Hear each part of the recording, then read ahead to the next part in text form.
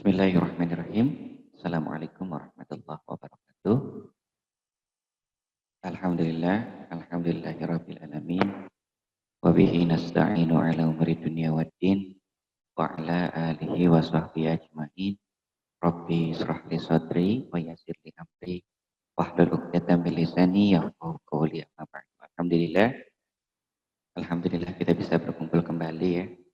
Dan Allah Subhanahu wa taala, Tuhan yang Maha Esa, masih memberikan kita nikmat sehat ya.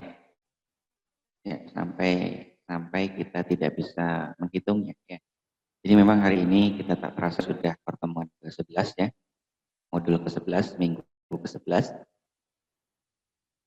Ini presensi kehadiran ya, untuk SD1, kelas SD1. Kemudian ini untuk kelas SD2 yang sebelah kanan saya. Kemudian untuk channel YouTube saya yang seperti biasa, http://link YouTube channel _TGL ya. Kemudian untuk link resume http://link resume materi TGL. Silakan saya beri waktu 1 menit untuk men-scan barcode kehadiran. Jangan sampai lupa ya. Oke.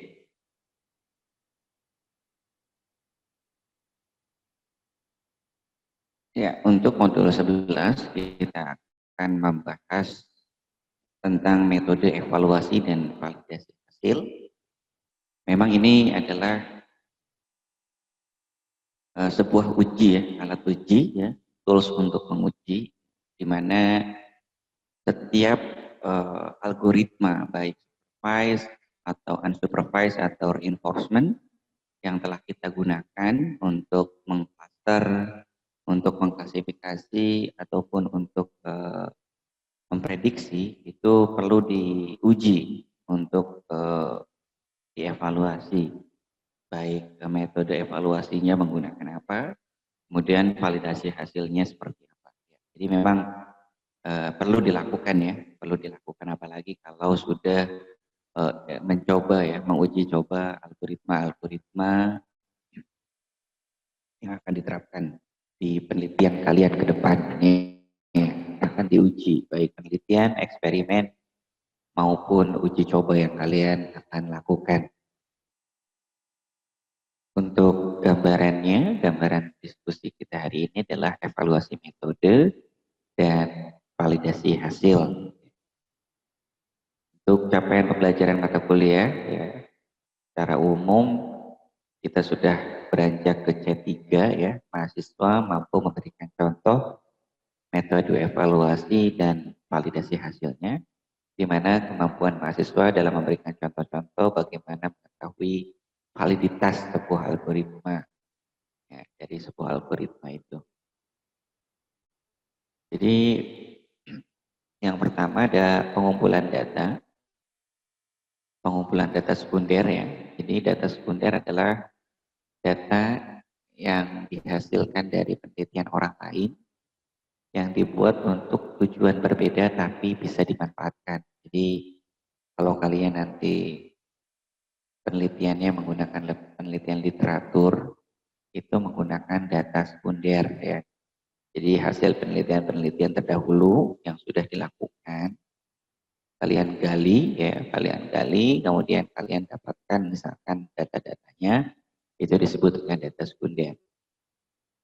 Data sekunder juga dapat diperoleh dengan cepat ya, tanpa biaya besar. Jadi kalian tidak usah ke lapangan, kalian juga tidak usah melakukan tanya jawab, wawancara, ya, menyebarkan kuesioner, itu membutuhkan waktu ya yang begitu besar dan biaya juga sangat besar, karena kan kalau biasanya kalau kita membagikan kuesioner atau pertanyaan kepada responden itu membutuhkan untuk memotivasi agar responden itu mengisi ya, kita harus kasih door prize ya, kita kasih sesuatu ya untuk mereka apabila sudah mengisi. Jadi kalian kalau data sekunder itu penelitian ke depan ya, di di pembelajaran mesin atau lainnya, itu kalian bisa dapat dari perpustakaan. Di perpustakaan itu nanti ada penelitian atau penelitian kakak tingkat kalian bisa digunakan. Ya. Kemudian kalian bisa ke pusat data atau BPS ya, Badan Pusat Statistik. Ya, kemudian dan informasi yang dibutuhkan di sana ada. Kemudian di toko buku, kemudian jurnal, paper, makalah itu bisa digunakan sebagai data sekunder. Kemudian untuk data primer, jadi nanti ada kalian karena kalian misalkan bermain di data, itu membutuhkan data baik data sekunder maupun data primer. Untuk data primer itu memang data yang dikumpulkan oleh peneliti langsung dari sumber utamanya atau data hasil eksperimen yang kita lakukan. Ya. Jadi itu harus dilakukan dari sumber langsungnya. Ya. Tidak bisa dilakukan dengan penelitian orang lain, dan tapi harus dari sumber ya, oleh penelitinya. Mana nih datanya atau data hasil eksperimen. Kemudian pengumpulan data primer memerlukan waktu dan biaya. Biasanya dilakukan wawancara, observasi, kuesioner, dan eksperimen ya. Itu harus dilakukan eksperimennya itu langsung dari penelitinya. Ya, itu untuk pengumpulan data. Kemudian analisis data kualitatif ya. Ada kategorisasi ya, kategorisasi. Nanti kalian menyusun kembali catatan hasil observasi dan wawancara menjadi bentuk kategori yang sistematis. Yaitu diberikan kategori ya, kategorinya apa? Misalkan jenis kelamin, kategorinya, kemudian pekerjaan itu setelah hasil kuesioner atau wawancara kalian lakukan kategorisasi. Kemudian untuk kata data kualitatif menggunakan prioritas, menentukan mana kategori yang perlu ditampilkan dan mana yang tidak, di mana kategori prioritas sering muncul paling valid ya, unik atau berseri khas dan berharga datanya. Kalau prioritas ya, memprioritaskan misalkan kalian ingin mengetahui data prioritas yang konsumen yang paling loyal terhadap sebuah perusahaan. Nah, itu prioritasnya apa nih? Menggunakan data apa? Yang diprioritaskan apa? Contohnya gaji ya, prioritas gaji. Apakah gaji berdampak terhadap loyalitas dari customer terhadap sebuah perusahaan atau membeli produk apa? Nah, itu prioritas. Kemudian untuk penentuan kelengkapan, apakah kategori yang muncul sudah menjawab semua perhatian atau concern dan masalah atau isunya. Ini penentuan kelengkapan. Kemudian untuk contoh pengolahan data kualitatif, penelitian yang dilakukan terhadap manajer perusahaan di Indonesia yang dianggap sukses menjalankan perusahaannya, tujuan penelitiannya untuk mencari tahu ciri-ciri manajer yang sukses. Ya, jadi pengumpulan datanya dengan wawancara. Itu kualitatif ya. Kemudian yang satu mengamati, yang pertama ya, mengamati seluruh ciri-ciri yang muncul dari hasil wawancara dan menyusun kategorinya. Kemudian yang kedua, menentukan prioritas kategorinya apa. Kemudian tiga, hasil analisa data dipilih tiga kategori. Satu, orang yang memiliki prinsip, orang yang memiliki keahlian yang diunggulkan, kemudian orang yang mengutamakan pelayanan. Ya, itu untuk contoh pengolahan data kualitatif. Kemudian analisis data kuantitatif, ya, bagaimana menganalisisnya. Analisis data deskriptif, yang pertama adalah untuk analisa data kuantitatif itu bisa menggunakan data deskriptif, menganalisa distribusi frekuensi, ya, atau sederhana kelompok dari data dalam bentuk tabel, grafik, dan ukuran rata-rata, ya deskriptif penjelasannya dalam bentuk tabel, grafik, atau ukuran data rata-rata. Kemudian analisis data korelasi, ya hubungan menggunakan G-square, misalkan pengaruh A terhadap B, itu menggunakan analisis data korelasi. G-square menggunakan skala variabel nominal, bisa menggunakan G-square, kemudian Spearman range, skala variabel ordinal, kemudian linear regression, skala variabel interval, kemudian analisis data eksperimennya, itu menggunakan pretest atau post-test ekuivalen grup untuk analisis perbedaan. Kemudian teknik statistik sama dengan korelasi. Yaitu beberapa macam ya untuk menganalisis data kuantitatif. Ya, jadi ada 3 macam ya. Kemudian metode evaluasi dan hasil validasi. Jadi kalau kalian sudah bermain di algoritma, itu kalian harus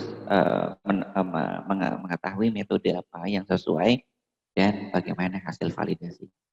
Yang pertama untuk metode evaluasi itu kalian bisa mengukur menggunakan metode pengukuran akurasi dan precision recall atau F1. Jadi kalian bisa menggunakan komparasi yang membandingkan dengan data empiris dengan conventional metricnya, data modelingnya. Kemudian yang kedua pengukuran precision and recall atau F1 dari information retrieval ya, jadi informasi yang tersembunyi.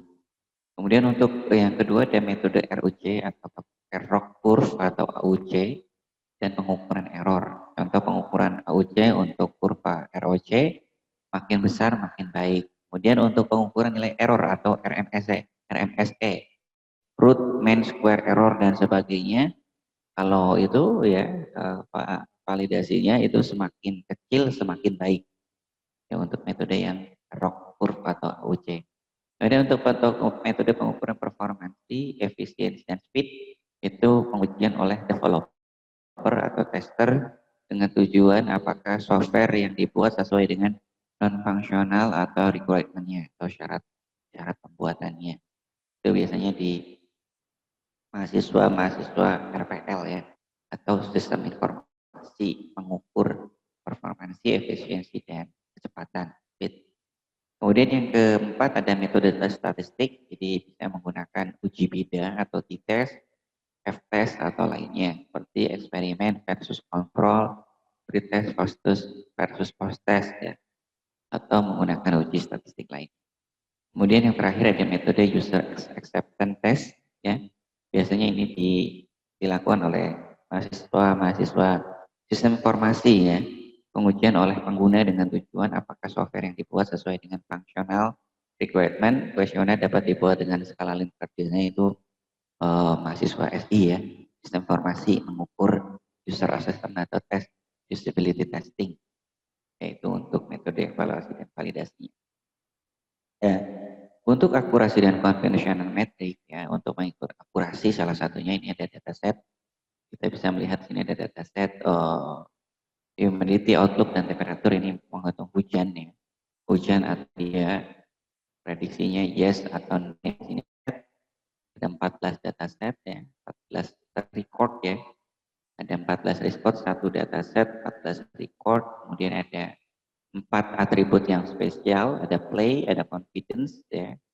Confidence hujan, confidence tidak non rain, kemudian prediction. Jadi ada 4 atribut spesial, kemudian ada 4 regular atribut, ada outlook, temperatur, humidity, dan lain. Ini kita bisa lihat akurasi yang dihasilkan untuk memprediksi hujan atau tidak itu 64,29% ya. Jadi prediksi no, true no 1 ya, untuk prediksi yes, true no 4. Kemudian true yes 1 prediksi no dan true yes 8 prediksi yes. Class precision ya, precision itu 50% untuk prediksi no, ya, 50%, kemudian 66,67% untuk prediksi yes. Kemudian untuk class recall ya 20% untuk prediksi true no, kemudian true yes-nya 88,89% ya. Hasil akhir akurasi 64,29. Bagaimana menghitungnya? Nah, ini precision and recall ya. Kita teori sebentar. Precision sama dengan rasio item relevan yang dipilih ya terhadap semua item yang terpilih, di mana dapat diartikan sebagai kecocokan antara permintaan informasi dengan jawaban terhadap permintaan itu. Ya. Jadi precision sama dengan himpunan relevan beririsan dengan retrieve ya, atau himpunan retrieve itu sendiri. Ya.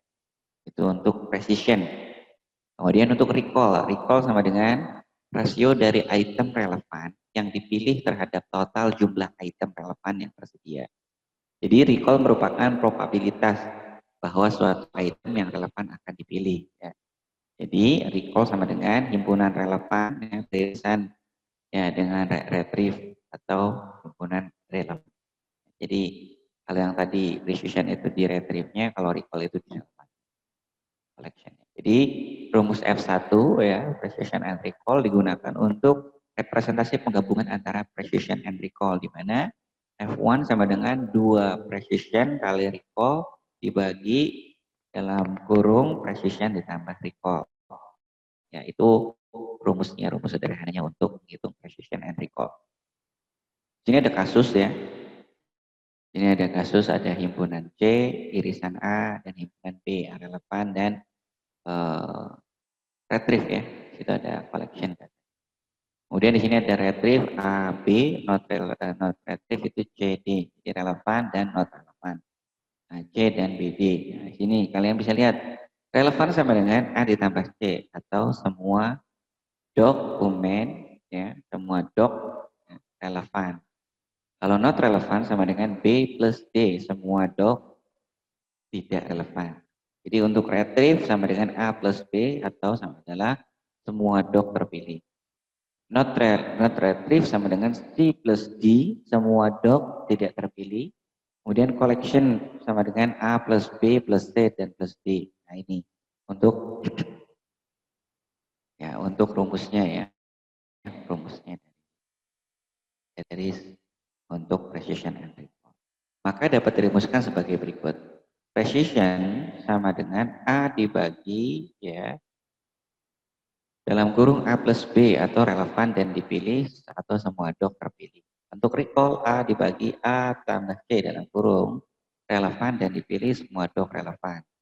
Untuk miss ya, ada yang miss juga, C dibagi A plus D, kemudian untuk false out sama dengan B dibagi dan B tambah D di dalam kurung. Yaitu untuk rumus dasarnya. Kemudian untuk precision and recall, ya, jadi ini ada contoh ya. Ada contoh kedua ukuran di atas diberi nilai dalam bentuk presentasi 1 ya, 100 ya, atau nilai antara 0 sampai 1. Sistem akan dianggap baik jika nilai precision and recall-nya tinggi. Contoh, jika dalam database terdapat 100 dokumen tentang fuzzy logic, dan ketika seorang mencari dokumen tentang fuzzy logic, maka kinerja sistem yang terbaik adalah jika sistem berhasil menemukan 100 dokumen tentang fuzzy logic. Ya, jadi memang precision and recall dianggap baik, dianggap tinggi itu jika akurasinya tinggi, hasilnya tinggi. Ya, jadi ini pada data ya ada retrieve, ada not retrieve, kemudian total relevan A, C, kemudian not relevan B, D, totalnya 80, 20 ya 100, 5, 25, 100. Ini ada keterangannya, ada rumusnya. Jadi koleksi, kalau kita menemukan collection ya, C-nya, menghitung C-nya sama A plus B plus C plus D, ya itu 100%. Ini bisa lihat 100%. Kemudian jumlah relevan adalah A plus C, ya. A plus C, ya. A plus C, ya. Jadi 75, ya. A plus C, ya. 75. Kemudian jumlah tidak relevan, B ditambah D, B tambah D 25%. Jumlah terpilih A plus B, A plus B 80, ini jumlah terpilih. Kemudian jumlah tidak terpilih C ditambah D, C ditambah D 20 ya. Nih, untuk menghitung precision and recall-nya, maka precision ya itu bisa kita lakukan 70 bagi 70 plus B ya, sama dengan 0,87, ini 87% untuk precision-nya. Kemudian recall-nya sama dengan A ya, 70 dibagi 70 plus tambah 5 plus 5 sama 0,93, berarti 93% ya, kalikan 100. Jadi precision and recall sama dengan 89,9% ya. Ini untuk menghitung ya prediksi dokumen kinerja yang terbaik algoritma fuzzy logic. Jadi akurasinya adalah 89,9% dari fuzzy logic ya. Akurasinya tinggi ya. Ini juga contoh perhitungannya lagi ya. Contoh perhitungan lagi.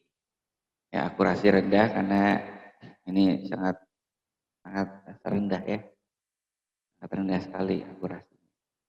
Ya, itu untuk evaluasi model dan validasi hasil ya. Terima kasih, apabila ada pertanyaan kalian bisa bertanya ya melalui WhatsApp di 0821 3338 8278. Terima kasih. Apabila ada kata-kata yang salah, mohon maaf. Tetap semangat dalam work from home ini ya. Tadi di rumah ya. Tetap jaga kesehatan. Salam untuk keluarga.